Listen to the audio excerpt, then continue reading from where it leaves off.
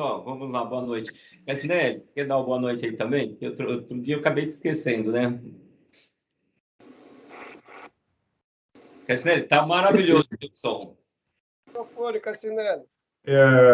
Boa noite, pessoal. Eu acho que eu tenho que ser bem rápido, porque nós temos tido pessoas tão ilustres, e a Bia é uma delas, né? Eu acho que cada minuto que eu como aqui é um minuto a menos que a gente escuta, né? Os ilustres palestrantes falando, né? Então, boa noite, pessoal. Prazer em vê-los, né? Prazer em vê-la, Bia. Eu estou muito contente de estar aqui para escutar você, tá? Então vamos lá, Bia. Bia, bom, primeiro, obrigado aí pela presença de vocês. Obrigado, Bia, por você estar aqui cedendo esse tempo aí para a gente, tá? Eu vou falar um pouquinho de você, aí você me corrige se eu falar alguma coisa errada, tá bom? Então vamos lá. Beatriz é engenharia química, especialista em estratégias de negócio e inovação, com 10 anos de experiência internacional. Acho que tem mais, né, Bia? Você estudou fora também, né? Sim.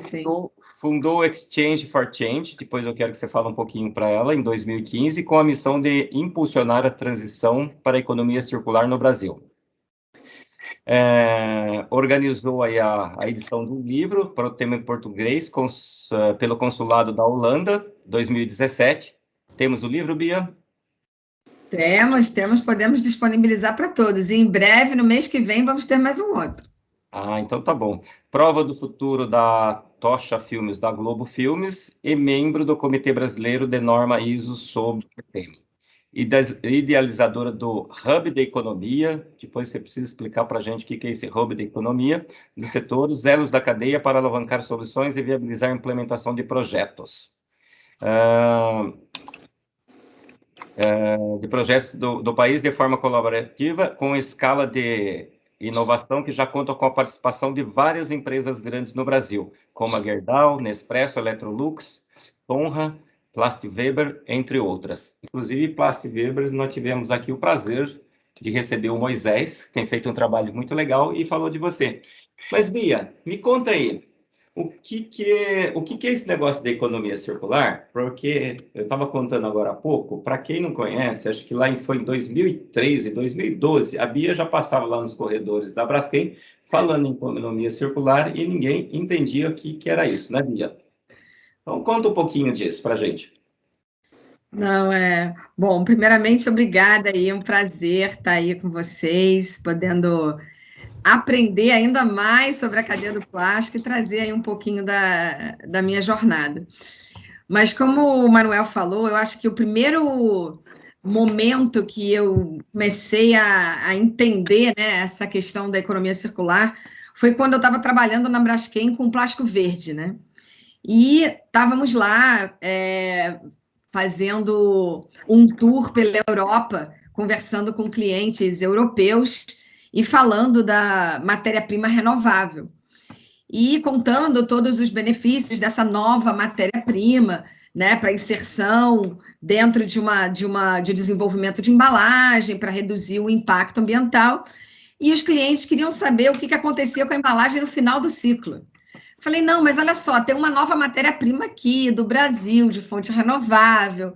Ele, não, isso é ótimo, mas eu quero saber o que acontece com a embalagem depois. E foi aí que eu comecei, então, a entender que a gente não poderia, então, discutir a sustentabilidade, né, de um produto somente olhando para a sua matéria-prima. A gente precisa entender sobre as características da matéria-prima, mas como aquela embalagem é desenhada, qual a funcionalidade daquela embalagem e para onde que vai aquela embalagem ao final do seu uso.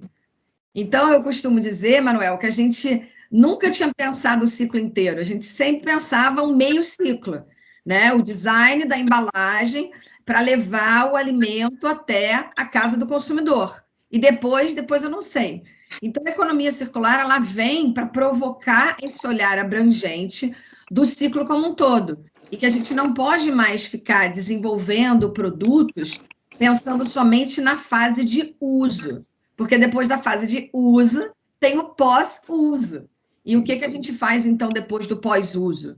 Então, a economia circular, ela provoca um pensamento mais sistêmico, né? Ela não é uma economia onde não existe resíduo, porque tudo já foi pensado desde o início.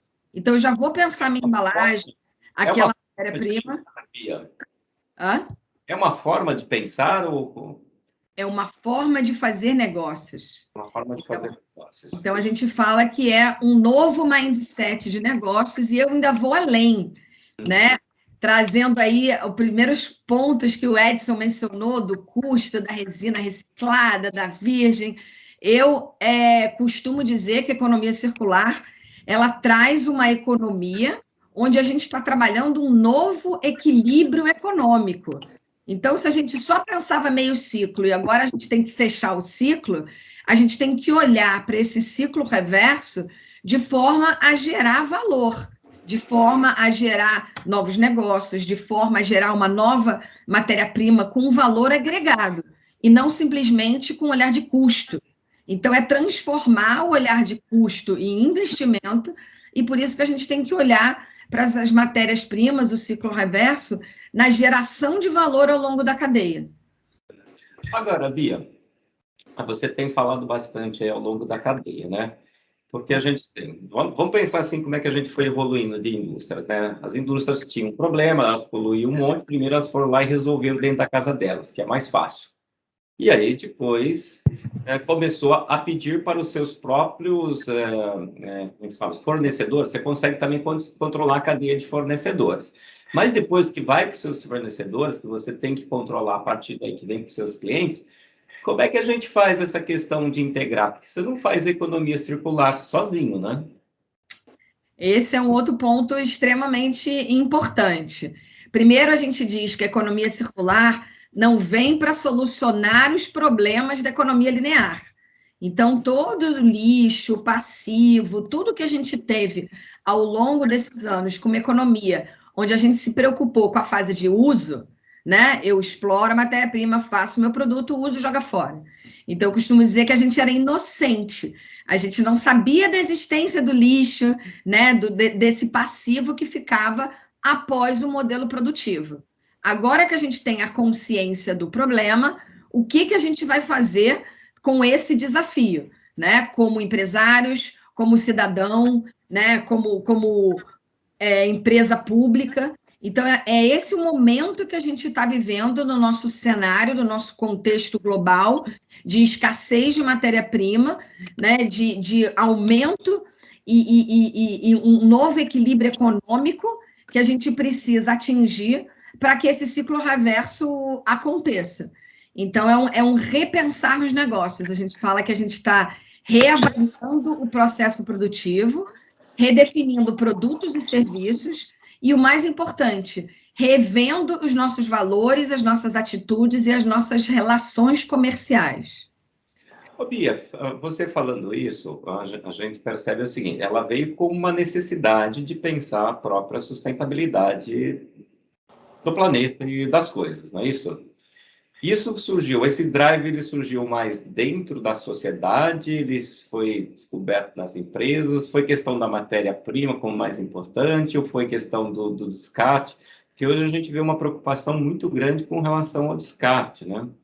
Eu não sei ainda o tanto quanto, se a população em geral ela tem noção da falta de escassez de matéria-prima, ou ela só tem a noção da questão do descarte que tem gerado bastante resíduo. Eu acho que a partir do momento que a gente tem uma união de fatores, né, Manuel? Então, tem essa visão da gente ter a consciência do passivo que ficou para trás e também uma gestão de risco.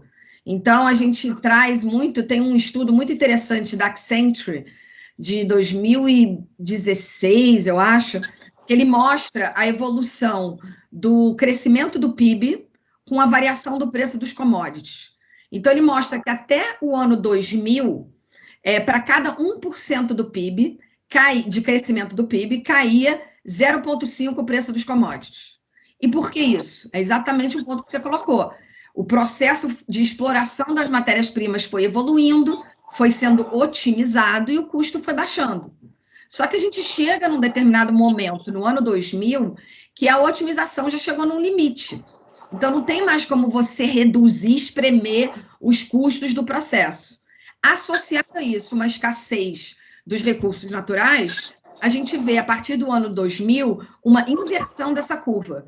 Então, para cada 1% do crescimento do PIB, a gente vê o preço dos commodities aumentar 0,9%. É claro que isso é uma realidade de uma abordagem da Europa, mas isso traz esse olhar de negócios para a discussão.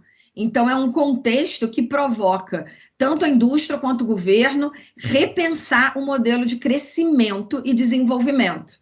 Então, eu não posso mais depender tanto dos commodities, né? Depender daquela matéria-prima para que o meu crescimento aconteça.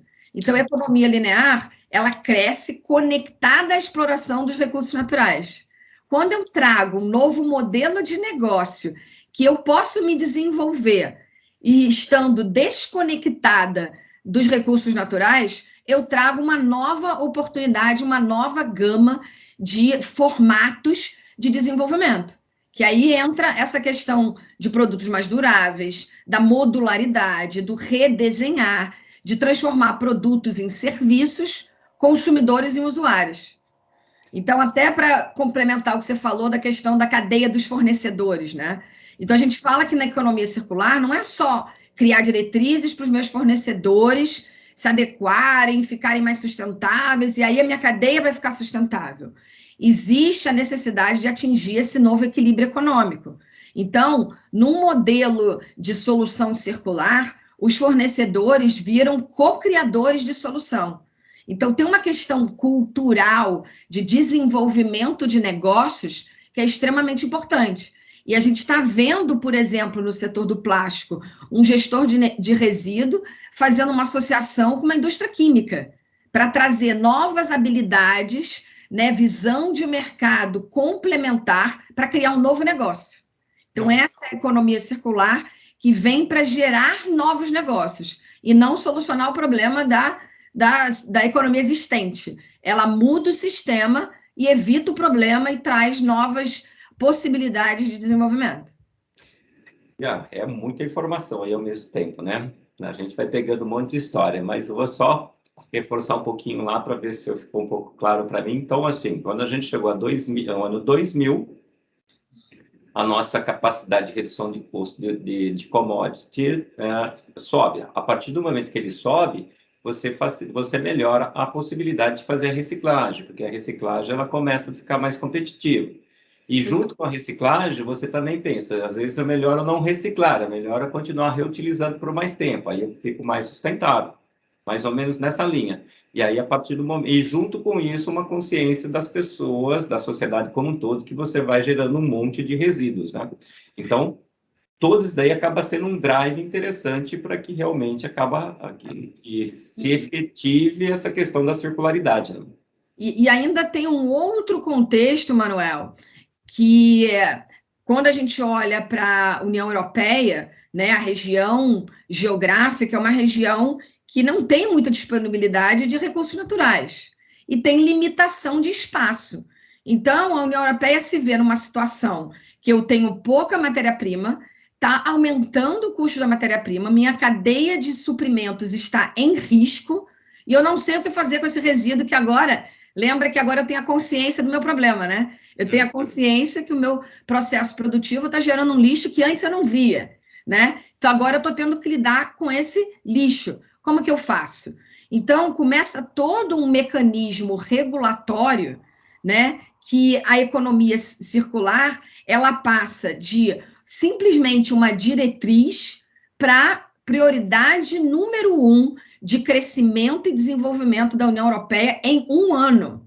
Então, de 2018 a 2019, e olha como a discussão é nova, né? Ela vira prioridade número 1 da União Europeia. Então, a União Europeia se vê, dentro desse contexto, o único jeito de eu continuar desenvolvendo e crescendo é através de novos modelos de negócio. Então, eu vou fazer de tudo para fechar esse ciclo e para esse ciclo ser um ciclo de geração de valor.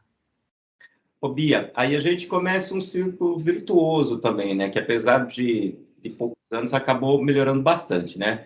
Eu queria que você comentasse um pouquinho, porque foi mais ou menos nessa época que a China resolveu parar de importar os resíduos da Europa, e a Europa ficou com uma quantidade grande de resíduos. Conta um pouquinho essa história de lá para cá. Conta por que aconteceu isso e o que isso acabou sendo de muito positivo. Não, exatamente. Eu acho que a gente vê, por isso que eu falo muito que a economia circular é um novo equilíbrio econômico, é uma nova forma de gerar negócios.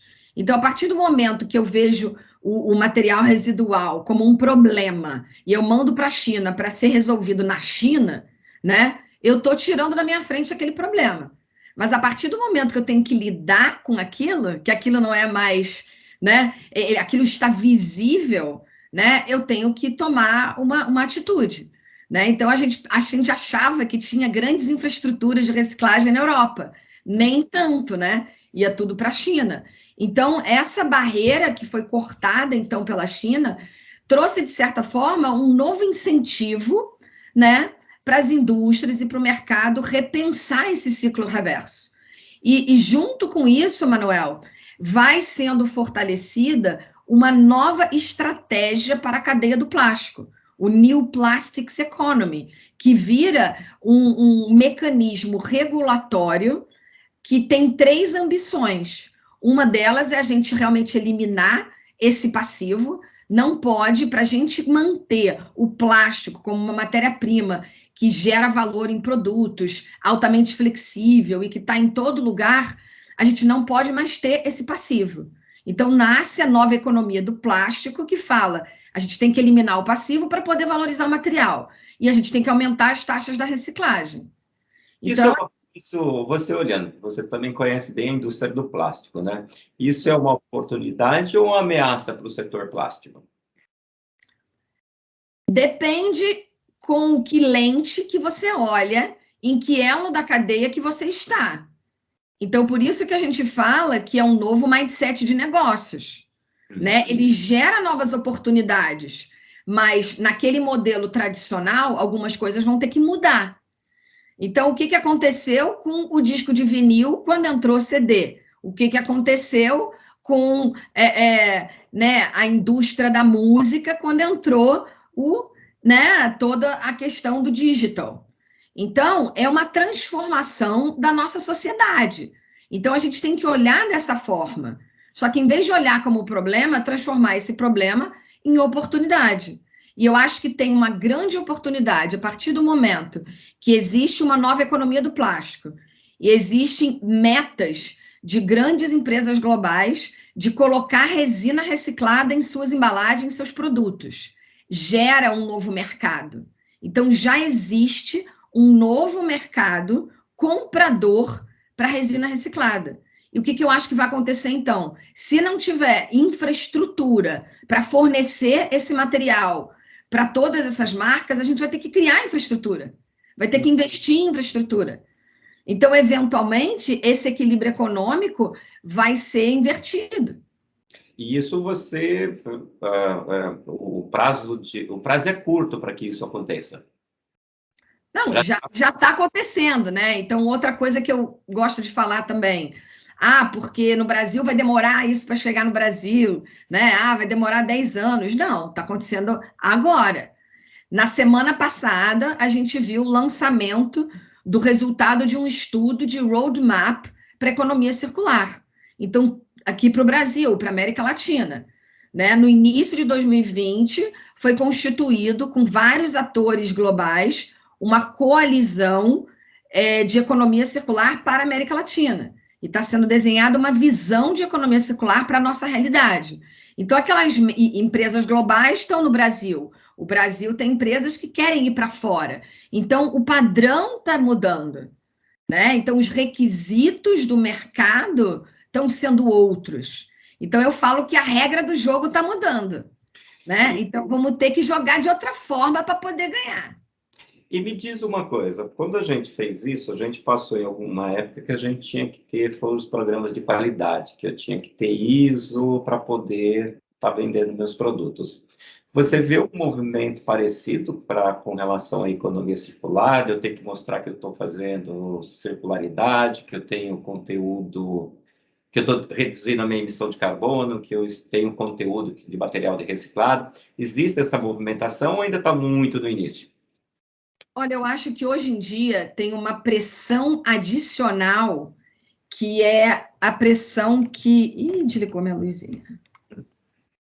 Não, mas tá, a gente consegue te ver, Bia. Existe uma pressão adicional, a pressão legal, que é a pressão da sociedade em geral.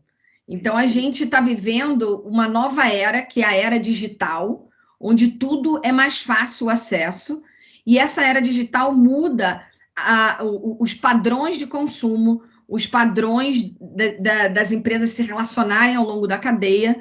Então, é uma nova era. Quando é que acontece essa nova era? Quando esses padrões mudam, e você tem que, então, redimensionar a economia. Então, nessa nova era digital, do mercado cada vez mais globalizado, interconectado, você tem outras pressões. Então, tem as pressões legais, mas tem a pressão institucional da sociedade, que às vezes é até mais forte.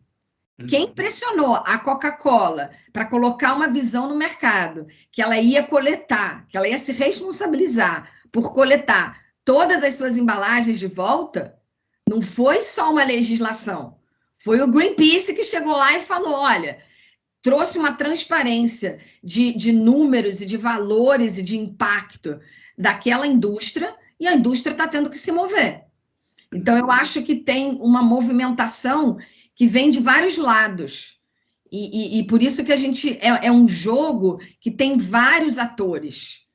Eu costumo dizer que não é uma dor que vai ser solucionada por uma startup que vai resolver o problema. São várias dores ao longo da cadeia e a gente precisa de uma solução integrada. Então, são vários atores conversando junto e redesenhando esse modelo. Então, vamos falar um pouquinho sobre isso, conversando, né? Por exemplo, vamos supor que eu tenho uma indústria de plástico e eu quero começar a conversar, entender isso aqui. Como é que eu faço? Como é que eu me conecto?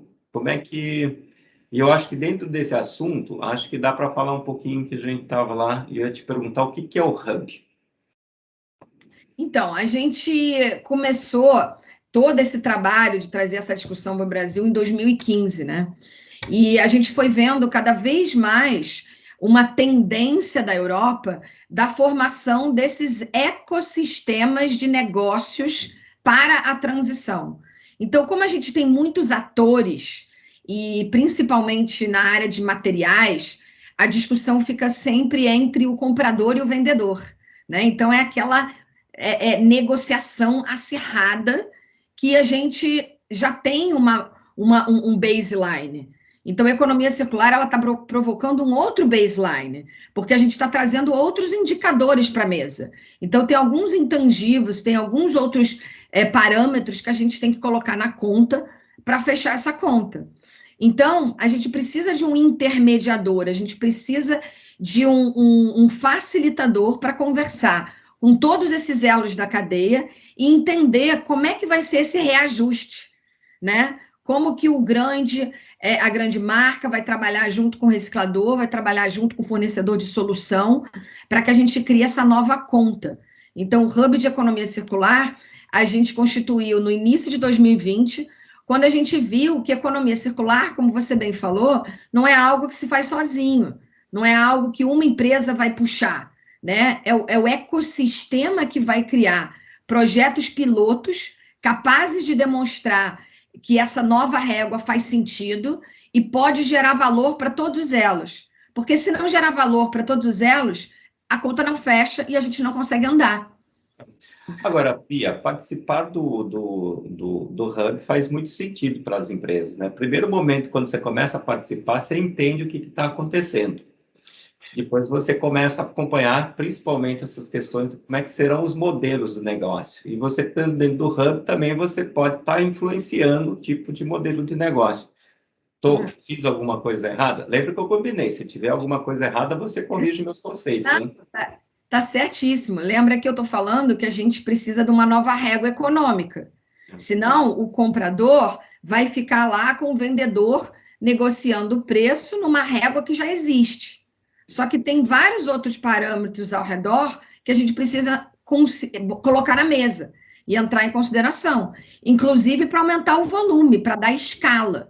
Então, o que a gente mais precisa para ter esse novo equilíbrio é ter projetos em escala, é ter infraestrutura. E quem que vai investir na escala? Né? Quem que vai fazer esse meio do caminho para esse ciclo reverso acontecer?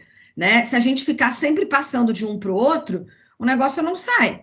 Então, a gente está com 2 projetos que é muito interessante.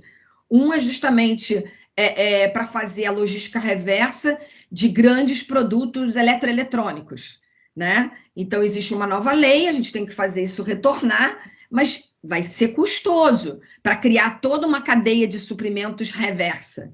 Só que a gente descobriu que dentro desses eletroeletrônicos... Descobriu não, né? A gente percebeu que dentro desse eletroeletrônico tem o quê? Tem plástico, tem sucata, que tem valor para uma cadeia também que está querendo comprar esse material e está tendo dificuldade. Então, em vez da gente criar esse ciclo reverso, só uma empresa sozinho, a gente coloca o comprador e, vamos dizer assim, o fornecedor para criar um modelo econômico equilibrado entre os dois. E aí a gente tenta criar essa nova regra através de um mecanismo de abordagem pré-competitiva, que a gente faz um modelo onde é bom para todo mundo. Né? E aí a gente consegue gerar uma inteligência coletiva que era impossível se a gente fizesse só em um elo da cadeia, individualmente. E que isso, né, Bia? Como é que chega isso no consumidor? Eu estou pensando eu como consumidor lá na ponta. Isso, no primeiro momento, pode ser que eu tenha que pagar para fazer essa logística reversa. Eu tenho que contribuir, porque eu tive uso também. Mas, no longo prazo, eu começo a ter vantagem, porque isso eu vou permitir que não vai ter escassez de matéria-prima, eu não vou estar saturando mais ainda a parte de resíduos. Então, como é que a gente traz para a sociedade? Como é que a sociedade está vendo isso como um todo? Ela toparia também participar, pagar esse custo inicial? Eu acho que consiste em narrativa. Se você fizer essa pergunta para qualquer pessoa, a resposta direta dentro do mindset linear é não, eu não sou eu que tenho que pagar, a empresa que tem que pagar. Mas como que você cria essa narrativa, né, esse contexto? Diante de um mercado cada vez mais competitivo, como que as grandes marcas estão gerando valor e estão garantindo a sua competitividade e a venda do seu produto para o consumidor? A gente fala que o diferencial competitivo não está mais só na qualidade e no custo, e sim na proposta de valor. O que eu estou entregando para aquele consumidor? Qual é a minha atratividade para aquele consumidor? Se eu oferecer algo diferente, uma experiência, um sabor diferente, então toda a narrativa daquele produto tem que estar inserido, inclusive a nova matéria-prima, o design da embalagem. Então eu estou vendendo um novo, uma nova experiência. Por isso que a gente fala, e o consumidor está demandando isso. Então, ele quer se conectar cada vez mais com aquela marca. Então, a gente tem que fazer essa nova conta, está tudo embutido naquele. Por isso que a gente tem que trabalhar esse olhar holístico. Então, não é só a matéria-prima, só o custo do design, só o custo dos insumos, é uma visão mais sistêmica. E é isso que a economia circular provoca. Um trabalho onde você une vários departamentos da empresa. Então, eu não posso só pensar que vou reduzir o custo da matéria-prima comprando resina reciclada. Ah, não, mas eu tenho lá o compliance que eu tenho que fazer a logística reversa. Pô, mas o marketing está me dizendo que eu tenho que ter uma boa imagem para o meu cliente para eu ganhar diferencial competitivo. Então, vamos juntar isso tudo. Então, o ecossistema de negócio com o mindset circular, ele pensa isso tudo, né? É uma estrutura aberta, vai ter que ter muita interação. Você vai ter que aproximar mais as empresas, é isso? Então, diversos níveis e diversos atores. Diversos atores. E não só horizontal, mas também, não só vertical, mas eu vou ter que ter uma integração horizontal, que é isso que o Hub tenta trazer no primeiro momento, é conseguir colocar as pessoas que Tá lá, desde a matéria-prima, qual que seria mais adequada? O transformador, qual o melhor processo para fazer isso? E depois pensando em desmontar isso. O brand owner e trazer também quem vai fazer a reciclagem lá depois, né? Depois a gente vê algumas misturas de materiais que complica, por exemplo, a vida do Edson lá na hora que ele tem que reciclar, né? E a gente percebeu também que o desenvolvimento tecnológico é sempre voltado para o olhar da tecnologia, né? E o que a gente traz para a economia circular, que só a tecnologia isolada, ela não é a solução. E a gente vê vários casos, né, de plantas que foram construídas, industriais, não só da cadeia da reciclagem, mas que foi feito todo um planejamento, um modelo de negócio baseado em certas premissas, mas não trouxe o mercado junto. Então ficou aquela planta linda com um investimento, mas o mercado não veio. Então a economia circular, ela traz o mercado junto para desenvolver a solução de forma integrada. E é dessa forma que você vai criar esse equilíbrio econômico. É como se fosse uma compra antecipada. Em algum momento eu tenho que a gente começar a trabalhar em cadeia em alguns pontos, né? Que a gente vai trabalhar com fornecedor, com clientes e com concorrentes também, né? Sim. É uma mudança. É uma montagem pré-competitiva, né? Agora, vamos lá. O pessoal está aqui, tem algumas empresas aqui, o pessoal gostaria de começar a participar do Hub. Como é que o Hub pode ajudar as empresas? E aí depois eu vou perguntar como é que a Beatriz também, a Bia, pode ajudar as empresas a entrar dentro da economia. Beatriz não, Exchange for Change, né? E como é que ela pode trazer isso para as empresas, né? E trazer valor. Eu acho que um grande papel que eu me propus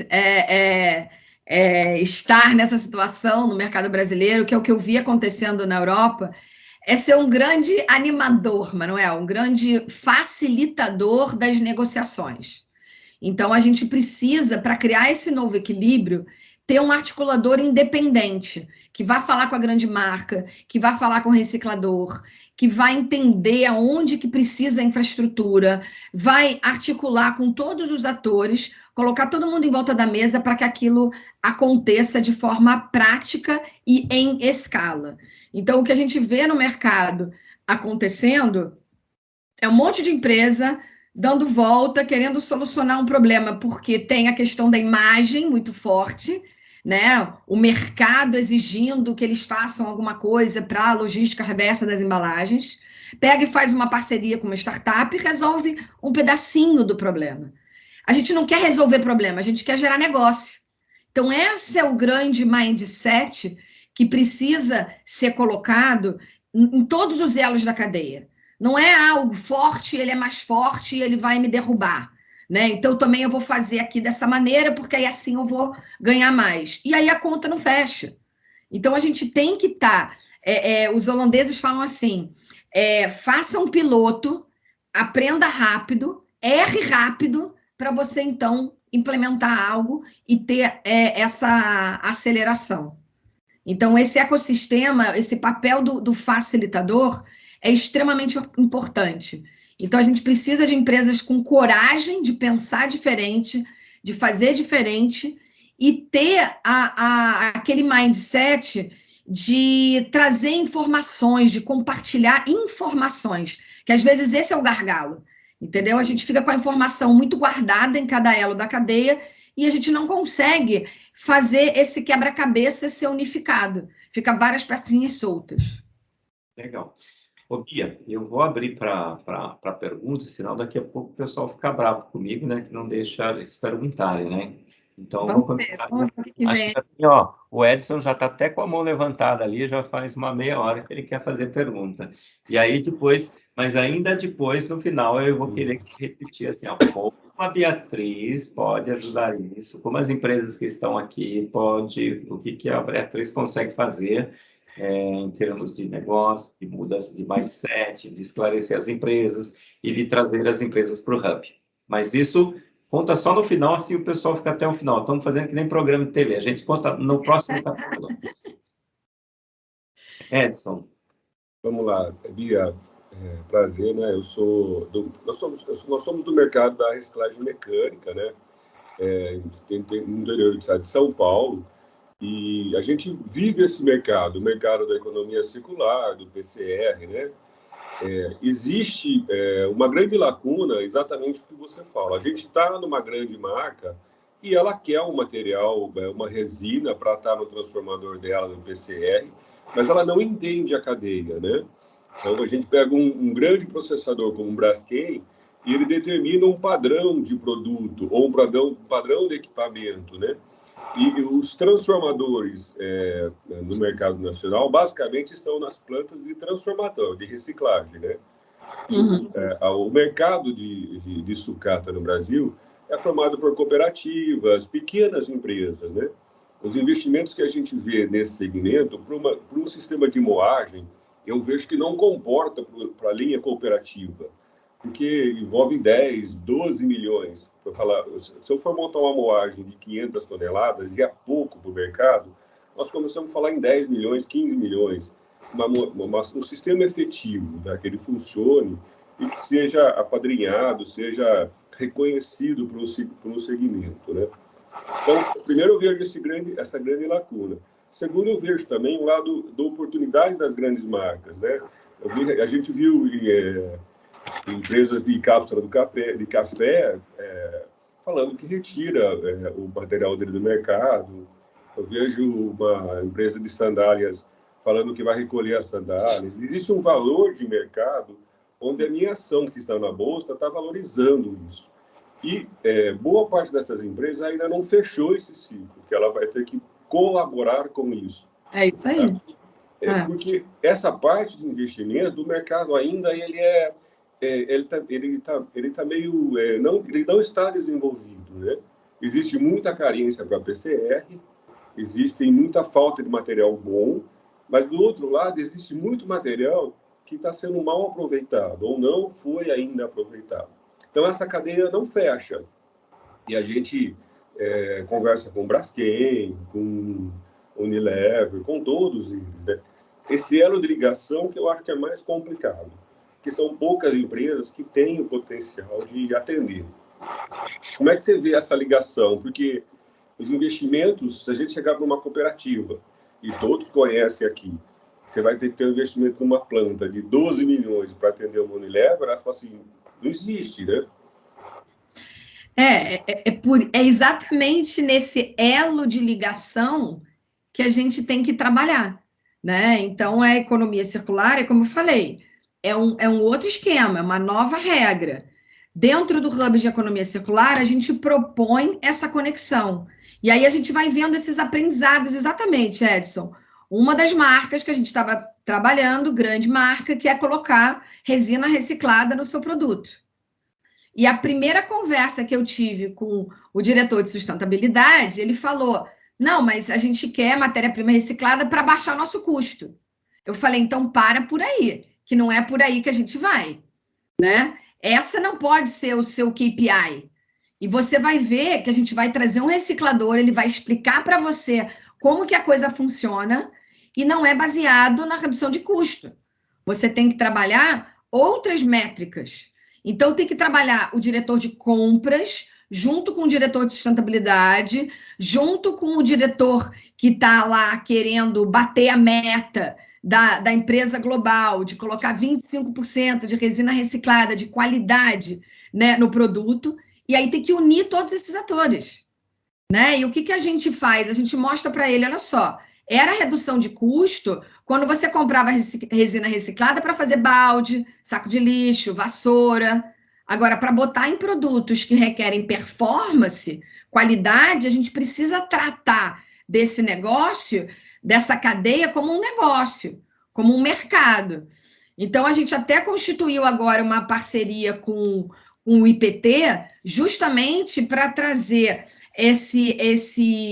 essa possibilidade de acessar recurso tecnológico e financeiro. Porque, na minha opinião, Edson, essas grandes marcas vão ter que entrar no modelo de negócio.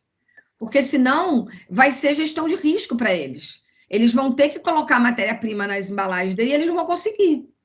Então, eles têm que entrar na mesa de discussão e entender que a gente está falando de um novo mecanismo. Talvez eles tenham que investir, em parte, em toda essa mecanização, em toda essa cadeia de infraestrutura, né? Ou fazer algum modelo de negócio já de compra antecipada. O setor de saneamento faz assim. Por que a gente não faz isso com o setor de reciclagem também? Então, é por isso que a gente está falando de novos modelos de negócio, uma nova relação comercial, um novo retorno de investimento.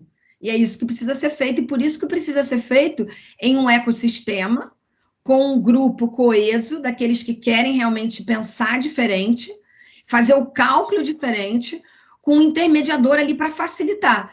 Então, é dessa forma que a gente vê a evolução desses projetos em escala. É fazendo esses ecossistemas e trabalhando com a grande marca, com o reciclador, e entendendo realmente, tendo a transparência da cadeia, para ver exatamente onde está o gargalo econômico, para a gente fazer isso gerar valor para todos elas. Ô, Bia, e aí já vou passar a palavra para o Cassinelli, mas eu queria fazer uma observação. É que hoje nós pensamos que quando você tem um reciclado, ele vai perder propriedades. A gente tem que pensar em tecnologias que o meu reciclado não vai perder propriedades. Vai agregar E aí valor. a gente vai muita questão, vai estar baseado muito em função de tecnologia de processamento, tecnologias de limpeza e tecnologias de engenharia de polímeros para você que não perca isso, com aditivação, com blendagem, que você continua mantendo as características. Aí não vai fazer sentido você pensar realmente em baixar preço, né? Você tem que manter. Cassinelli? Bia, é o seguinte, né? Dentro dessa questão de preço de reciclado, o que a gente percebe é o seguinte, que quando você pensa em reciclado só com base no preço, você pensa naquele reciclado feito no fundo do quintal, né? Que é um produto que vai virar um produto de segunda categoria, vai virar tubo de péssima qualidade, conduíte, saco de lixo, saco de muda, mulching, lona, etc., né? Só que está surgindo uma nova indústria, né? Uma Electrolux que você fez consultoria aí e hoje está importando material reciclado da Itália, porque não está encontrando no Brasil, né? Um produto com especificações que atendam ao produto dele. Isso é alegação deles, né? Eu acho que até existe, né? Exato. A gente está trabalhando nisso. Uma lever que tem interesse e está usando, né, o produto, até mudaram de poliolefinas para PET, porque não tinham uma consistência, um volume suficiente para atender a demanda, que eu acho que chega a 4.000 toneladas. Né? Bom, diante desse quadro, no início da reunião, o Edson mesmo estava falando a questão da preocupação do pessoal com a queda de preço da Braskem. Caiu R$1.000 o polietileno e R$750 o polipropileno, né? Você acha que os produtos voltarão, né, ao mesmo patamar de preços da resina pré-Covid? Você perguntou a resina reciclada, né, Cassinelli? Isso, exato. Exato. Né? É que existe uma correlação de preço. A gente viu nas curvas aí, né, de preço entre virgem e reciclado, né? Mas você acha que essa curva ela vai se manter nesse nível como era antes, né? Quer dizer, o preço do reciclado vai voltar a ser um preço muito inferior ao preço do virgem, principalmente de poliolefinas, porque PET aparentemente tem um outro comportamento. Olha, a minha percepção, e eu acho que a proposta desse mindset circular é justamente desconectar essa resina reciclada da resina virgem. É uma nova matéria-prima. É uma matéria-prima que carrega um valor agregado que está sendo demandada pela indústria. Então, a tendência, eu acho que é até aumentar, entendeu? Porque uma vez que toda a indústria começa a demandar essa resina em qualidade, performance, volume, transparência, e ela não tem, ela também vai subir de preço. É o olhar natural de mercado. Então, eu acho que esse contexto das empresas tendo que se adequar, né, e colocando metas de resina reciclada alta nos produtos, a gente ganha um market pool, que é a melhor relação comercial que pode ter. Ao invés de a gente fazer o market push, é a indústria falando, olha, eu quero comprar. Só que ainda tem que ter um reajuste, porque a indústria está falando, eu quero comprar, mas eu quero comprar por aquele preço lá da resina que vai para tubo, para vassoura. Então, por isso que precisa desse ajuste, né? Porque a indústria vai falar assim, não, eu quero por aquele preço nessa qualidade. Não, assim não existe. Assim, né? Então, tem um caso que eu anotei aqui até para falar, muito interessante, da Aquafil. Era uma empresa que fazia nylon 6 para a indústria da moda, tá? E ela começou a ver a indústria da moda demandando cada vez mais matérias-primas renováveis, matérias-primas alternativas, para o ganho de posicionamento e destaque da marca. E ela foi procurar no mercado o que existe em grandes volumes que eu posso pegar com nylon 6. E ela descobriu as redes de pesca no fundo do mar, todas feitas de nylon 6. Ela criou toda uma cadeia de suprimentos, fez um projeto na Filipinas, capacitou os pescadores a pegar a rede de pesca do fundo do mar, fazer fardo e mandar para a Eslovênia para processar aquela matéria-prima e fazer nylon 6 sustentável. Eu acho que isso deve ter tido um investimento considerável, né? Hoje em dia, acho que em 5 anos, não sei, não me recordo dos números, mas 37% do mercado dela agora é nylon 6 sustentável da rede de pesca.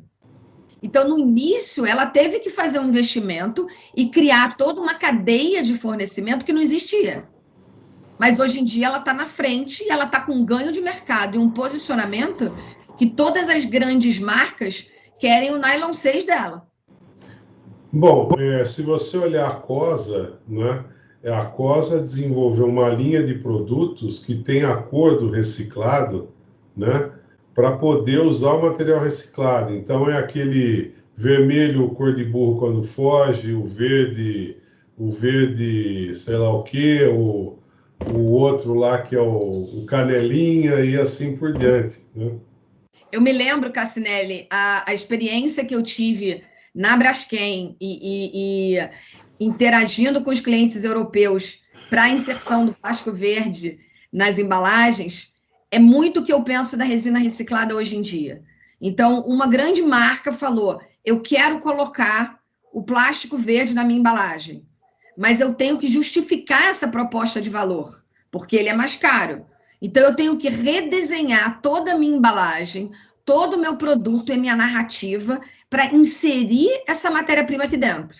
Uhum. E eu sempre trabalhei, por isso que eu sempre trabalhei muito perto dos recicladores, Edson. Eu acho que vocês estão no meio dessa cadeia, vão ser os atores mais importantes desse processo, né, para mostrar para o mercado. Eu não estou limpando lixo e fazendo uma matéria-prima aqui parecida com a virgem, não. Eu estou realmente transformando um problema, toda essa poluição marinha aí que tá, eu estou trazendo de volta, estou agregando valor à cadeia do plástico e produzindo uma matéria-prima de qualidade, com performance, que vai agregar valor ao seu produto. E aí cabe a nós, então, e as grandes marcas, também mostrar essa agregação de valor no produto final. E não é repassar o preço para o consumidor final também. É entender, de novo, essa nova conta. E eu acho que a gente está muito próximo desse cenário, porque a gente já está vendo as grandes marcas demandarem cada vez mais market pool, mas a regra econômica ainda não está ajustada. Por isso, esses ecossistemas, para eu ir lá na Electrolux, Cassinelli, falar com o cara de compras, o cara de requisito legal, o cara de marketing, o cara de sustentabilidade, falar, gente, vocês têm que conversar todos juntos. Porque se você apertar daqui, você não vai bater tua meta lá. E aí você não vai ter a performance que você quer. Então, compra de uma outra forma. E é esse processo, essa evolução desse pensamento que a gente está vendo que está funcionando e que está sendo incrível no aprendizado de todos no Hub de Economia Circular. A gente teve uma experiência também com plástico filme. Vamos aumentar... plástico filme não se recicla, né? Sacolinha não recicla. Não, recicla sim, né? Você estava lá com o Plasti Weber, né, Manuel? Por isso que o Plasti Weber é o nosso garoto propaganda. Porque ele falou, a gente tem que fazer um projeto para mostrar para o mercado que o plástico filme se recicla sim. Mas eu tenho que criar toda uma logística, porque ele é leve, ele é difícil de coletar. Então, vamos começar a olhar para o varejo. Tem um volume enorme de plástico filme lá no fundo da loja, né? Chega aquelas embalagens secundárias, separa tudo, e a gente começou a desenhar esse ciclo reverso. Então, o varejo vai coletar esse plástico filme, vai para o reciclador vai fazer esse plástico filme 100% reciclado, vai para a grande marca, e a grande marca vai vender esse produto no varejo de novo. Quando a gente começou a trazer essa transparência, essa visão da cadeia para todos os elos da cadeia, o varejo percebeu, nossa, eu quero fazer isso aí, eu quero dizer isso aí. Eu falei, bom, então agora a gente vai ter que falar de processo, a gente vai ter que falar de mecanismos para fazer isso acontecer, vai ter que mudar algumas regrinhas aqui. E aí é um pouquinho mais difícil, né? Pois é, por isso que a gente tem que trabalhar todos os atores. Se eu vou pegar desse jeito, vai custar mais aqui, mas eu reduzo aqui, e eu reduzo o impacto aqui. Então, essa nova régua, para eu poder realmente fechar o ciclo reverso na cadeia, de forma a agregar valor para todo mundo, tem que ser meio que construída junto, né? Agora, bom, não sei se alguém tem pergunta. Eu entendo que isso é verdade, né? E acho que isso é tranquilo. No nosso caso, eu atendo montadora, e a gente tem um laboratório, IPT, eu atendo segmento de irrigação, com máquina italiana de 200 metros por minuto, atendo segmento de brinquedos, nossa linha de produtos, então, os nossos clientes estão na van. Ainda a gente, em todos os projetos da Unilever, brigam com a Braskem, né? A gente não conseguiu equilibrar essa régua, vou ser sincero, tá? Ainda... Eu conheço o projeto da Electrolux, que é a Green, que está fazendo logística reversa aqui no interior de São Paulo, uma planta muito bem montada. Os projetos são bons, tá? Mas ainda essa régua ainda está desfavorável, vamos falar assim. O mercado de recicladores ainda é um mercado de pequeno. São poucas empresas que conseguem se apresentar com uma ISO 9000, com um laboratório. Eu faço cor com Delta 1.3 ou Delta 07 para automotivo, e te mostro brinquedos que não são cores apagadas. Eu tenho colorista, tenho um laboratório formado, né? Atendo a rede de composto, e a gente fala de Basel, Borealis, Silva. Nós temos a estrutura. Tá? E o que eu aprendi muito, sempre aprendo com os recicladores que eu converso. Vamos parar de falar também no mercado brasileiro que a gente não tem capacidade, que a gente não tem tecnologia. A gente tem isso tudo. Né? A gente tem que mostrar isso mais também.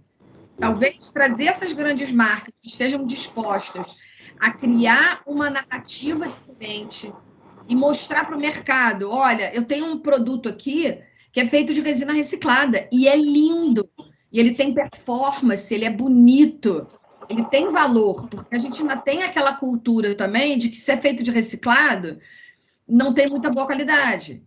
E aí a marca não quer falar também, porque senão ela vai se ver que, então o consumidor não entende, eu vou falar que eu estou botando reciclado, tem performance, tem qualidade, mas o consumidor não entende, vai achar que eu estou fazendo para reduzir custo, vai achar que o meu é pior, vai comprar do outro. É aí que entra a economia circular, o trabalho conjunto também da gente mostrar para o mercado que sim, vamos desejar produtos bonitos com resina reciclada. E eu quero botar esses produtos no mercado, Edson, então vamos botar um produto com essa narrativa certa e falar, olha, a gente já tem até no mercado, né? Mas a gente não pode ficar com a narrativa sempre baseada em redução de preço. Tem uma fase também da cadeia... Tem valor diferente. Tem uma parte da cadeia também que no mercado brasileiro ainda não está definido, né? A gente vê grandes investimentos nos chamados lixões ou aterros tirando o material mais sujo desses locais, porque esse material foi para o aterro indevidamente. E a gente vive um mercado de cooperativas e associações que tem um apelo social e que ainda vai ser muito explorado pela grande marca, que é trazer essa parte para uma renda maior, que é a coleta seletiva. Essa parte ainda é muito pouco explorada. A gente vê investimentos gigantescos, né, em grandes aterros, mas não vê em sistemas de cooperativas. Tá? Isso é uma coisa que eu discuto isso com o Ed lá, com algumas associações. Ó, a gente precisa buscar fundos para poder financiar isso, né? Para criar valor em toda a cadeia, não só na ponta, como produto ou ação de uma grande marca, do reciclador, mas sim daquele pessoal que também faz parte da cadeia, que é a cooperativa, a associação. Tá? E ainda tem a cultura que eles acham que a máquina vai tirar o trabalho deles, né? A gente tem que mostrar para eles, não, a gente vai melhorar a eficiência do processo para processar mais volume, né? Para ter uma receita maior e que todo mundo vai ganhar. Então, você vê que, às vezes, é uma questão só de narrativa, de atores. Colocar os atores certos na mesa para discutir e criar uma narrativa correta. A gente tem a tecnologia, a gente tem a capacidade, talvez não tenha os atores sentados na mesa juntos com a vontade de querer fazer, né? Aí que eu te pergunto, né, Bia? A gente voltando naquele assunto lá ainda que eu ainda não está muito claro, tá bom? Como é que funciona o Hub? Ele é um Hub hoje virtual, é um Hub que tem reuniões, é um Hub que passa informação. Como é que ele funciona na prática hoje? Bom, na prática, a gente constituiu o Hub como sendo uma iniciativa de 2 anos, com 4 eixos de trabalho, justamente para ter essa jornada. Então, tem a parte de educação, né, alinhamento conceitual, para todo mundo estar na mesma base. Então, ó, resina reciclada, reciclagem. Que você faz? Sim, sim. Na verdade, a gente teve que adaptar um pouco, porque a gente lançou o nosso modelo em fevereiro de 2020 e veio a pandemia, né? Então, a gente ia ter workshops, a gente ia ter visitas técnicas, e a gente ia fazer tudo virtual. Mas o que a gente fez que foi um ganho muito bacana? A gente conectou mais com o mercado internacional também. Então, a gente fez webinários com a Eslovênia, com a Holanda, com o Chile, para trazer também essa realidade, né, do novo mercado, de uma nova economia. Então, a gente trabalha com educação, com comunicação, com engajamento, e o ápice era justamente identificar entre os membros projetos sistêmicos, onde teria conexão deles entre si, para a gente trabalhar na prática um projeto. Gera um fórum de negócios também. Ô, Manuel, exatamente. Só uma coisa. O Rafael está querendo estar com a mão levantada. O Rafael está com a mão levantada faz tempo. Cadê o Rafael? Rafael? Ah, desculpa. Olá, pessoal. Espaço. Não, Oi, tô por aqui. A discussão estava tão boa que eu não quis interromper. Muito prazer a todos. Rafael Henrique, Recicleiros. Era meu vizinho. Pode tomar cerveja, Rafa. Exato. Literalmente caí de paraquedas, não sabia exatamente o que esperar desse evento, mas estou muito satisfeito e aprendendo bastante com vocês. Obrigado pela oportunidade. O meu nome é Rafael Henrique, eu trabalho na outra ponta, gente, tentando qualificar o descarte e recuperar em quantidade, qualidade e padrão o material do pós-consumo. O Instituto Recicleiros, onde eu trabalho, implanta sistemas municipais de coleta seletiva em cidades de pequeno e médio porte. Então, é isso que a gente faz da vida já há 14 anos, né? O que eu queria perguntar para vocês e aprender também com a experiência de vocês é o seguinte, o quanto a origem do material.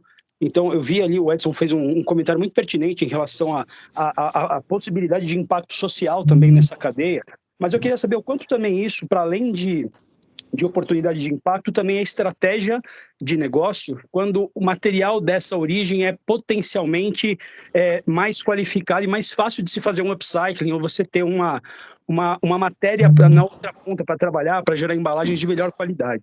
Ou seja, existe diferenciação hoje de uma fonte de um Dirt Murphy, por exemplo, de coleta seletiva, ou hoje a tecnologia, os aditivos e tudo mais já resolvem esse problema e a origem importa menos? Acho que essa é a pergunta objetiva.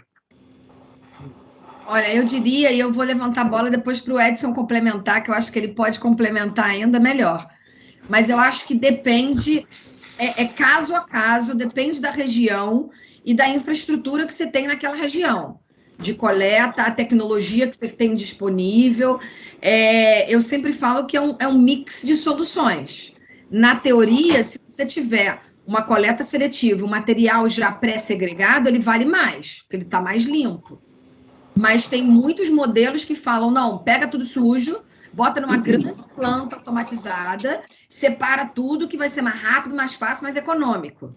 Então, eu acho que por isso que eu falo que para reciclagem ser um negócio e ser um setor rentável, a gente tem que criar uma régua econômica, a gente tem que ver, parar com esse negócio de doação para cá, doação para lá. A gente está gerando renda, gerando emprego, não é só assistencialismo. Então, todos os atores têm que estar... a geração de valor tem que ser equilibrada em todos os atores. E eu acho que dessa forma é que a gente tem que trazer a tecnologia e a gente tem que melhorar os processos e otimizar. Não adianta também ter coleta seletiva, muitas cidades acontece isso também, né? Tem a coleta seletiva, você fala para a população separar, aí depois vem o caminhão, junta tudo, mistura. Aí você quebra toda aquela cultura que você estava começando a gerar da população de se conscientizar para falar, não vou fazer mais nada. Vem aqui e mistura tudo.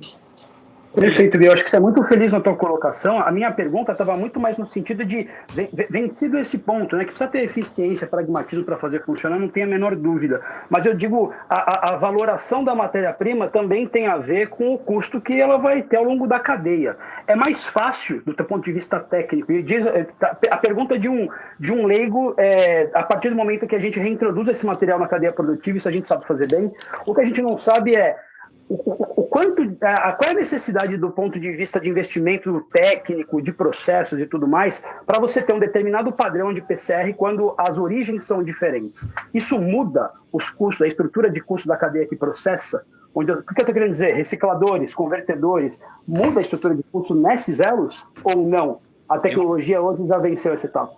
Bia, posso ajudar um pouquinho nessa daqui? Rafael, a tecnologia ela tem evoluído bastante hoje, tá? Então vamos falar assim, eu já visitei operações que chegam. Normalmente, por exemplo, quando acontece no Canadá, só existe separação de dois lixos, o lixo seco e o lixo orgânico, tá? E aí o que acontece?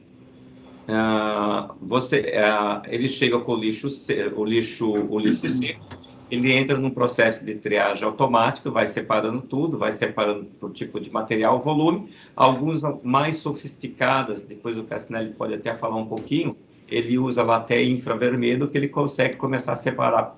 Por cor já é fácil, depois ele começa a separar também já por tipo de plástico. Então, assim, a tecnologia está evoluindo, ela está aumentando bastante e isso, obviamente, vai diminuir o preço. Só que são investimentos que a ordem de grandeza é muito alta, não é qualquer pessoa que vai fazer isso. Isso está muito na triagem. A partir do momento que você faz essa separação, vai chegar para o Edson lá um material mais separado que ele vai conseguir produzir um plástico de melhor qualidade. Junto com isso também tem algumas empresas, por exemplo, a Brasf, ela está desenvolvendo uma série de aditivos, o Cláudio também pode me ajudar depois, que você consegue voltar a melhorar as propriedades do material. Então, dá para fazer isso.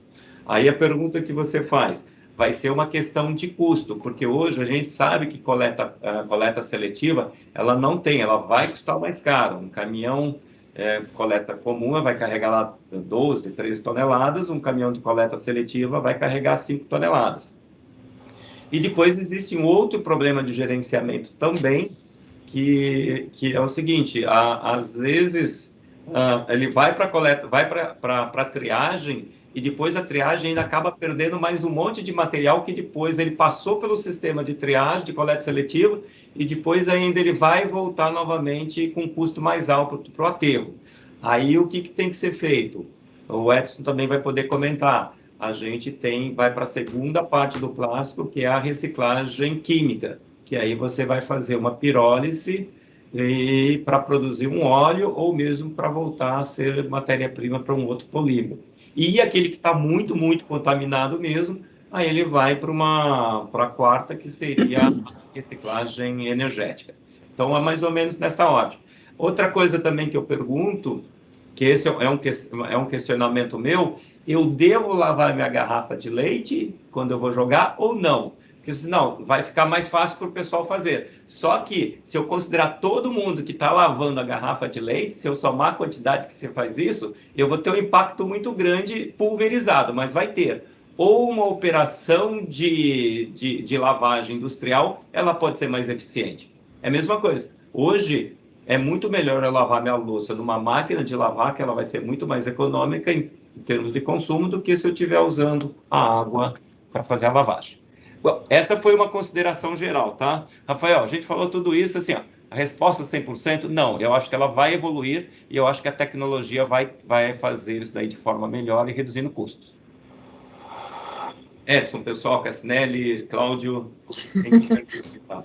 Eu queria que a Bia falasse agora o que é melhor, lavar a garrafa em casa ou deixar o pessoal lavar a garrafa na empresa? Eu acho que tem dois pontos chaves para responder essa pergunta, né? O lavar em casa não é para melhorar o processo de reciclagem na recicladora. É para evitar que quando você bote lá fora, né, os seus recicláveis, vai dar bicho. Então, sim, você tem que lavar. Você não vai botar lá a tua garrafa de leite com um restinho de leite para depois, no dia seguinte, se amanhecer, tá cheio de rato, cheio de barata ali. O que você não precisa é lavar, né, com muito sabão e deixá-la tinindo, porque ela vai passar por um processo de lavagem no reciclador.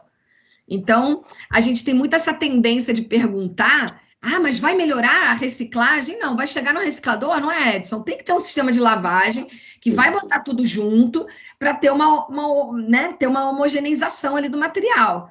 Então, a lavagem em casa não é para melhorar ou reduzir o custo da reciclagem. O que vai reduzir o custo da reciclagem é o design da embalagem.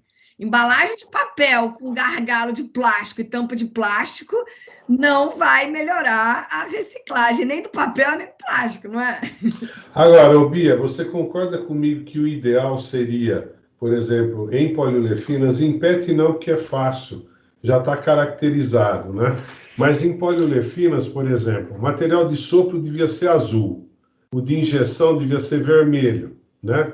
O de filme amarelo, e pronto, estava resolvido. Não era fácil de separar assim? Pois é, aí a gente tem aquela galera do marketing, né, que entra no jogo para falar que não, na verdade eu quero 3 cores na embalagem, ainda quero um rótulo do material diferente.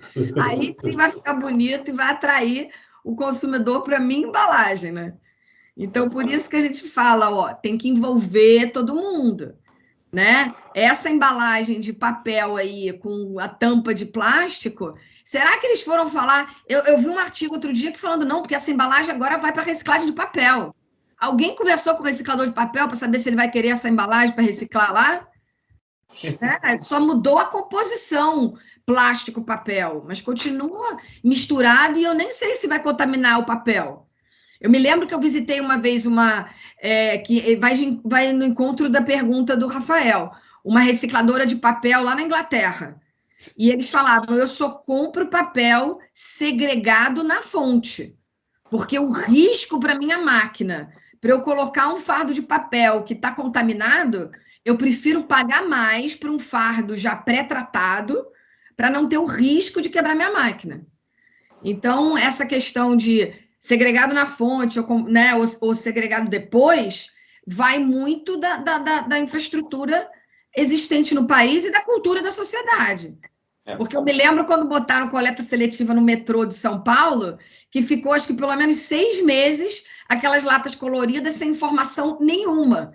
O cara devia olhar aquelas latas coloridas, que bonitinho, eu vou botar o material agora na vermelha, agora na azul, oba, hoje eu vou botar na amarela. Né? Ou então aquela coleta seletiva que tem um monte de saco preto, né? Todos os sacos são pretos. Aí vem a pessoa e pega todos os sacos pretos, mistura tudo. O que adiantou? É marketing puro, né? Não tem coleta seletiva, né? São só latinhas coloridas. Tem um efeito de educação. Prefiro pegar tudo junto e separar depois. Rafael, a gente te confundiu mais ou a gente te... Boa. Eu acho que foi bacana, e eu acho que a Bia foi muito feliz na colocação dela e talvez tenha conseguido ir direto ao ponto, né? Os diferentes métodos para conseguir recuperar os materiais, eles são bem conhecidos e os custos até relativamente bem planilhados. Também tem a ver com a escala da cidade, com a solução. 95% dos municípios brasileiros têm menos do que 500 mil habitantes. Tem uma questão de escala, tem logística envolvida, e essa, como eu disse para vocês, a parte que a gente até relativamente bem domina. A pergunta, eu acho que ela foi feliz. É a outra ponta. É mais barato para processar? Tem diferenciação de um fardo de PAD oriundo de coleta seletiva, triado manualmente, ou seja, com menor índice de erro do que hoje, ainda hoje, um ótico faz? Uma Dirt Murphy, pelo nível de sujidade, dá uma manutenção média mais cara dos equipamentos do que o material oriundo de uma fonte dessa. Mesmo uma separação ótica de coleta seletiva é diferente de uma separação ótica de quando você faz o material indiferenciado coletado. Então, era mais nesse sentido a pergunta, eu acho que a Bia conseguiu arrematar muito bem. Para além da belíssima explicação da lavagem ou não da embalagem, Bia, mas que a gente também super recomenda. É excelente, uma passadinha de água. E já aproveita que você está lavando a louça e reusa. Não precisa de água nova e potável para poder fazer essa limpeza. Mas é por aí. Obrigado pelo espaço aí, pelas respostas. Eu acho, Manuel, que eu vou pegar essa fala do Rafael e vou trazer, então, a última definição da economia circular, que é o quê? Integração da cadeia, abordagem sistêmica e visão de negócios de forma que há a geração de valor em todos os elos da cadeia. Então, para a gente fazer esse ciclo reverso ser positivo para todo mundo, a gente tem que começar a criar pilotos exemplo. Então, projetos com uma escala mediana, exemplo, para a gente, então, ir replicando. Né? Então, não adianta o Rafael sugerir uma tecnologia num pedaço e no outro pedaço não está conectado. Né? A grande é a integração de Bia. Não vai ter como não fazer sem a integração. Senão, a gente vai estar transferindo o problema e vai estar botando investimento em soluções pela metade. Então, não podemos mais pensar em soluções pela metade. A solução tem que ser integrada. Não podemos mais pensar meio ciclo. Temos que pensar o ciclo inteiro. Não podemos desenhar a embalagem sem pensar, sem falar com o reciclador antes, para saber se esse meu design maravilhoso de embalagem, né, é realmente mais reciclável. Né? A gente trabalhou agora num guia para Biplast, que deve estar saindo em breve, design para reciclagem e circularidade. Então, não é só pensar o material, não é só pensar a funcionalidade da embalagem, mas eu tenho que pensar desde o design o teu ciclo reverso, que muitas vezes ficou esquecido. Então, tem um tripé aí, tem um desenho novo, olha a mentalidade de negócio. E as grandes marcas ainda não se prepararam para isso, porque estão desenhando embalagem, né, com um rótulo que cobre a embalagem inteira, que difícil tirar, né, Edson? Que uma cola que não sai de jeito nenhum. É isso aí.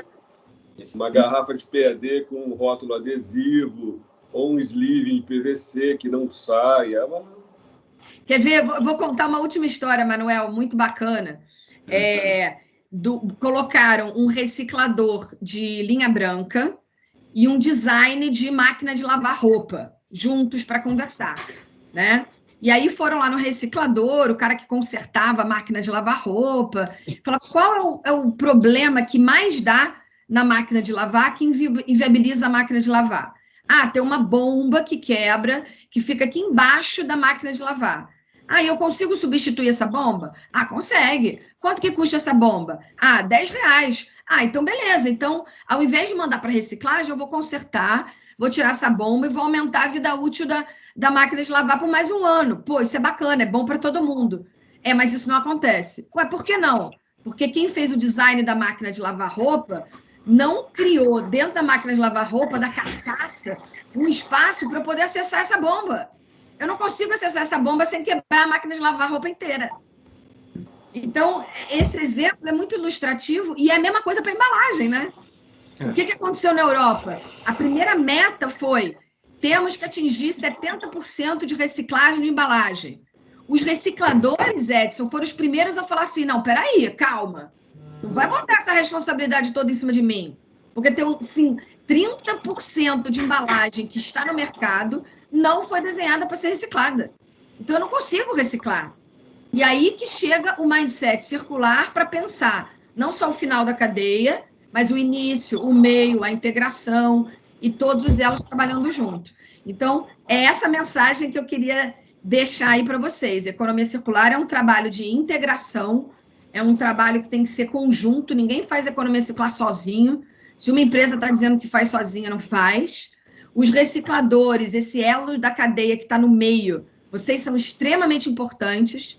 O market pool está crescendo, as metas lá da Europa vão influenciar o mercado aqui e vai puxar e vai demandar matéria-prima de qualidade. Então, segura mais um pouco aí, Edson, né? Vamos junto, que eu acho que esse mercado só tem a crescer. Tá bom. Pessoal, dá tempo, acho que mais uma pergunta aqui. Acho que a Bia está cansada, né, Bia? E aí o pessoal aqui não para. Alguém quer fazer mais uma pergunta? Manuel, não é uma pergunta, mas é o seguinte, eu tenho percebido bastante, né, principalmente dos brand owners, né? Quem é você? Quem é você? Sou John. Eu sei, Cláudio. só falar o Cláudio também, foi que eu já tinha citado ele. Cláudio Marcones. Marcondes. E o que eu tenho percebido muito dessa pessoal que faz o desenvolvimento, e até já participando em algumas aulas do design de embalagens, a última coisa que é a sustentabilidade e a economia circular. É uma embalagem que vende e diferencia o produto, mas olhar assim, olha, será que eu preciso de 5 diferentes? Você está assistindo. Tá difícil Mais de entender. materiais. Não está conseguindo te ouvir. Não está me ouvindo? Está muito ruimzinho. Está dentro do... Deve estar em Araraquara. Aqui ficou ruim para mim também agora. Não estava até agora. Agora melhorou. Agora melhorou.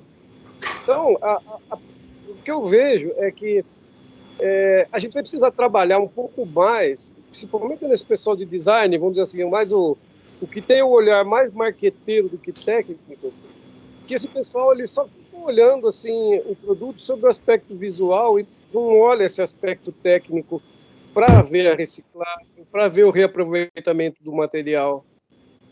Então, eu acho que eu não lembro, ou talvez tenha me perdido, mas a educação nessa área vai ser um fator fundamental, porque o cara vai lá e estuda marketing, design, embalagem, bonito, cor.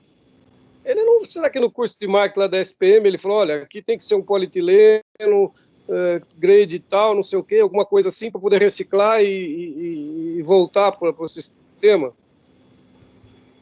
Porque a gente que trabalhou com plástico, a gente sabe que quando um produto está fazendo, ele ir para frente ou para trás no tamanho da molécula, você consegue recuperar ela e utilizar. Está sujo, tem que lavar. Solução técnica existe para isso, né? Então, acho que é mais, olha, vamos educar esse pessoal que faz essa parte de design aí, para pensar um pouquinho diferente, um pouquinho fora da caixa. Eu acho que o guia de design da Biplast vai vir aí com umas provocações interessantes, que a gente até traz de outros benchmarks lá de fora. E eu acho que a mensagem é aquilo que a gente falou no início da nossa conversa. A gente tem que começar a pensar o ciclo inteiro. Ele vai e volta. E não só pensar o meio ciclo e na funcionalidade da embalagem só para proteger o produto. Ela tem que proteger o produto e ela tem que voltar e gerar valor novamente. Ainda tem aí uma tendência de mercado de promover cada vez mais embalagens reutilizáveis, granel, que vai ter uma outra logística, que vai ter a necessidade de um outro tipo de matéria-prima, até mais durável, mais robusto, embalagens diferentes. Então, o transformador também pode ter um papel aí muito importante em trazer essas novas formatações, essas novas soluções para a grande marca, que está sendo pressionada para o mercado e não sabe fazer. A gente está vendo aí exemplo atrás de exemplo, que ela está fazendo com pressa, correndo, porque ela está pressionada, mas então a educação tem que ser equilibrada com todos os atores, né? Você está certíssimo, educação é o primeiro passo, né? Bia, eu vou te fazer mais uma pergunta aqui que fizeram pelo WhatsApp, que é do Franklin. Aí ele falou que está num lugar muito barulhento. O processo de reciclagem, qual a melhor forma de decoração? termoencolível, sync screen e mold label ou rotulagem? Bom, depende de qual embalagem para qual produto, né? Ele está querendo dizer qual a melhor forma de colocar o rótulo, né? Basicamente o rótulo, né? Que ele vai fazer. Talvez até o Edson possa ajudar um pouquinho nessa. Eu falaria o seguinte: espera o guia, que a gente tem tudo isso mapeado por PP, o rótulo, a tampa, o fechamento e como é que foi, como é que não foi. Eu não vou lembrar tudo direitinho aqui, mas eu sei que tem espessura do rótulo, então o rótulo não pode, de repente, ocupar a embalagem inteira, porque senão fica difícil na separação. Então, tem várias questõezinhas que precisam ser pensadas. E realmente, o designer tem que ter isso na mão antes, né? Porque senão ele vai botar o papel mais brilhante, o mais metalizado, né? E é uma questão de escala. Aquilo que o Cassinelli falou era o melhor dos mundos, né? Ó, para esse tipo de produto, essa cor e esse design. Para esse outro, essa cor e esse design. Mas aí a gente entra realmente num novo mindset de negócios. Mas dá para fazer. Não sei se vocês conhecem o caso do Loop System. Então, uma iniciativa que uniu 25 marcas para fazer embalagens reutilizáveis. Então, todas elas redesenharam as embalagens dos produtos, criaram uma plataforma de compra, que o consumidor vai lá, compra o produto numa embalagem reutilizável, e assim que acaba o produto, ele vai lá e chama de novo, através dessa plataforma, alguém para vir recolher a embalagem de volta para o processo de lavagem e ser envasado novamente. Então, essa conta, esse novo modelo de negócio que envolveu design de embalagem, modelo de experiência do consumidor, durabilidade, né, uma nova logística reversa, foi feito em conjunto com 25 marcas. Então, olha como eu estou falando que tem que ser um ecossistema para trazer um modelo de negócio diferente. Ô, Bia, aqui minha última provocação é o seguinte: quando a gente fala assim, com muita a logística reversa, ela tem um impacto. Ela tem consumo, ela tem CO2, você vai precisar mais equipamentos, você vai precisar mais pessoas, um monte de coisa. Então, assim, isso, todas essas daí, é feito todo, o pessoal faz uma análise de ciclo de vida completo disso, vendo o impacto, porque, às vezes, alguma embalagem, você coletá-la, você vai gastar muito mais energia do que você vai fazer a recuperação dela, né?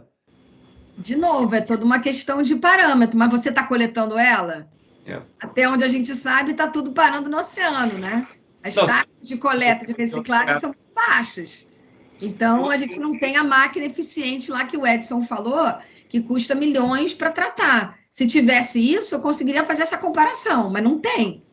Então, eu estou evitando o problema, né? A partir do momento que eu redesenho um modelo desse, né? E o interessante, por exemplo, tem o copo de café também, o Cup Club. Ele fez um copo de café reutilizado, de plástico, mas com um sensor ali, que eu entrava na cafeteria, pego o copo, misturou o modelo de negócio da bicicleta do Itaú com um copo de café. Para evitar a geração daquele lixo, ele transformou aquele produto numa experiência, numa plataforma digital, num copo reutilizável, que eu entro numa cafeteria, ando 3 quarteirões e deixo aquele copo na outra cafeteria. Então, tem todo um sistema de logística, de lavagem repensado, mas não tem o custo da limpeza dos copos que viraram resíduo. Então, ele evitou um gasto, ele criou outro. Então, por isso que nada é net zero, né? Não existe nada sem impacto. A gente tem que equilibrar e criar um modelo econômico que seja cada vez mais regenerativo, cada vez mais em equilíbrio com o meio ambiente natural. Acho que é para isso que a gente está trabalhando, né? Para mudar o sistema e evitar o problema. E não ser só mais eficiente. A gente tem que ser diferente. E é isso que a economia circular traz, essa nova perspectiva de negócio e de desenvolvimento.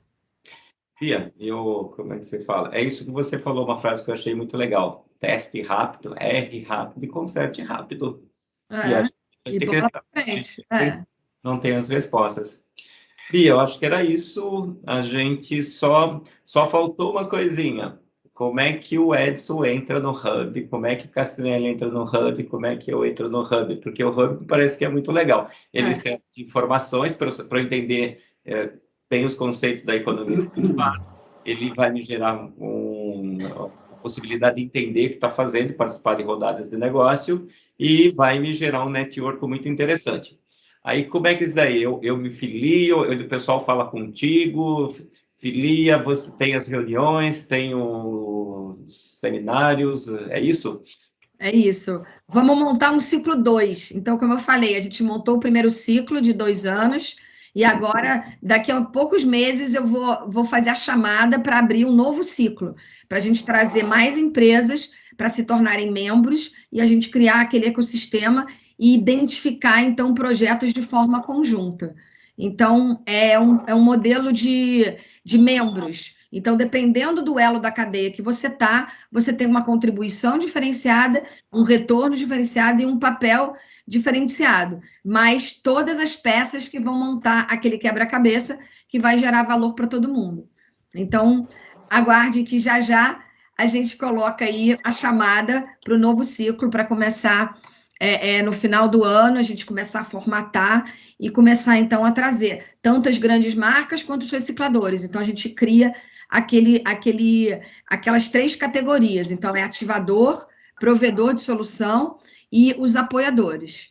Mas tem também, Manuel, o Centro Brasileiro de Inovação e Economia Circular, que Edson, é uma parceria da Exchange for Change com o IPT, para a gente criar projetos sistêmicos com todos esses elos e a gente acelerar, então, o acesso a recurso tecnológico e recurso financeiro, que também é através de um Circular Scan, que a gente vai fazer, um Circular Check-in, que a gente vai descobrir a categoria, vai entender o papel de cada um na cadeia, para a gente, então, criar e ser esse facilitador que vai unir e vai facilitar essas negociações para trazer valor aí à cadeia da reciclagem, promovendo essa nova economia do plástico.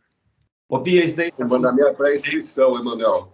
Oi? Isso. Vou mandar minha pré-inscrição já, né? O IPT já é conhecido nosso, a base da produção do laboratório nosso é IPT. Vem com a Brasil gente. Santiago aí, que todo mundo conheceu, né? A gente fez escola lá, na verdade. Ô, Bia, e esse negócio, agora para a gente encerrar, eu estou falando, vou ficar mais 40 minutos para a gente encerrar. Para encerrar. Bia, isso aí está top secret ou o pessoal pode seguir em algum lugar e saber o que está acontecendo? Não, pode seguir. Olha, a gente tem uma página do Hub no nosso site. Ali, inclusive, você pode fazer o download do relatório do primeiro ano de atividades. E em breve eu vou fazer a chamada, então, para novas empresas. Mas a gente já vai conversando, é uma coisa meio ongoing. Por exemplo, nesses projetos que já estão constituídos, a gente está com 4 projetos. A gente está atraindo ainda empresas para complementar, né? A gente está fazendo um quebra-cabeça e precisa de peças que estão faltando. Então, às vezes, já dá até para entrar agora como uma peça a mais do quebra-cabeça para a formatação desses projetos. Então, a gente tem um trabalho do ciclo, mas tem um trabalho ongoing também, que a gente tem que conhecer as empresas e entendendo as características. Hoje eu estou em Florianópolis, vim entender aqui a realidade de Florianópolis. Então, já estou como é que fala quando você está fazendo captação de eleitorados, né? Daqui a pouco eu vou para Porto Alegre, Manuel, mas eu fico lá em São Paulo, Edson. Pode vir. Bia, então... Convite para visitar os recicladores, as cooperativas, porque aí eu fico com essa informação na cabeça. Quando eu estou lá montando o meu quebra-cabeça, aí eu lembro, olha, aquela peça ali vai se encaixar aqui. Estamos em Piracicaba, né? É fácil acesso. É assim uma que planta no interior, bem tranquila aqui. Cassinelli também estamos marcando aí uma visita já há um tempo, né, Cassinelli? Tomei a vacina, já tomei a primeira vacina, então agora a gente pode ter uma facilidade a mais aí para a gente se aproximar e se conhecer. Tá. Como é que se fala? O Rafael também, acho que depois também é um contato legal, que ele conhece bastante as cooperativas aí também, Bia. E aí, então, Exchange for Change. Como é que escreve isso daí, Bia? Não, é e4cb.com.br, é mais fácil. É 4. www, a letra E, o número 4, C de casa, B de Brasil.com.br. Ali vocês conhecem um pouco da nossa história. E te acha no Instagram também. Instagram é Economia Circular BR. Então tá bom. Twitter, Economia Circular BR. YouTube, Economia Circular BR. Vai lá. Alguns dos webinários que a gente fez foram abertos. Então, tem lá também bastante conteúdo para ir inspirando aí todos os elos da cadeia e a gente poder criar esses projetos sistêmicos que acelera a teoria da prática, né? Essa que é a ideia. Tá bom. Gia, você pode deixar o seu e-mail também para a gente? E diz que ele é muito bravo. Eu acho que ele quer pelo menos falar um oi para você. Caiado? Oi. Bia, eu queria aproveitar, posso falar contigo também em outra hora, mas a gente está trabalhando, eu estou trabalhando numa empresa ligada à rotomoldagem e trabalhando com água, né, que a gente também vê como um bem precioso a ser tratado, a ser economizado, a ser bem utilizado, etc. Essas sinergias, assim, com usos finais, né, que são mais nobres, vamos chamar dessa maneira, em termos ambientais, ela facilita o trabalho de você ser prioridade para projetos de economia circular, projetos de reciclabilidade de plásticos, etc., quando você tem como destino final alguma coisa que é reconhecidamente bem-vinda sob o ponto de vista de aspecto ambiental? Não, com certeza. E uma outra coisa que a gente fala também da economia circular é que a gente promove, até mesmo através desses ecossistemas, conexões inusitadas. Então, a ideia também da parceria com o IPT é que a gente possa atrair vários setores para trabalhar com a Embrapa, com a construção civil, com minérios. Então, a solução, né, de uma cadeia do resíduo plástico pode estar na construção civil, a gente pode fazer tijolos de plástico, então a gente pode fazer fibra têxtil de casca de laranja.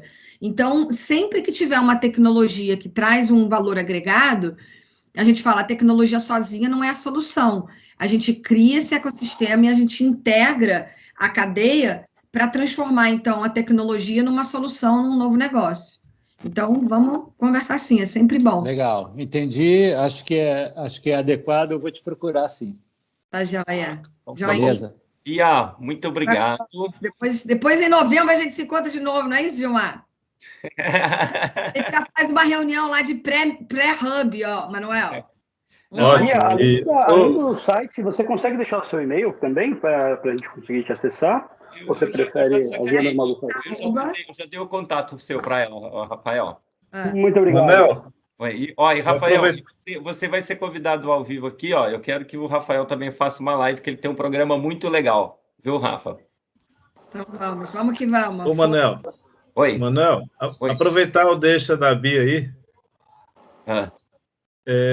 Convidar todos para vocês já marcarem aí na agenda de vocês a 14ª Semana do Plástico, que é realizada aqui no Sindiplastas, no Espírito Santo, que hoje é presidido por Jaqueline Maifredo.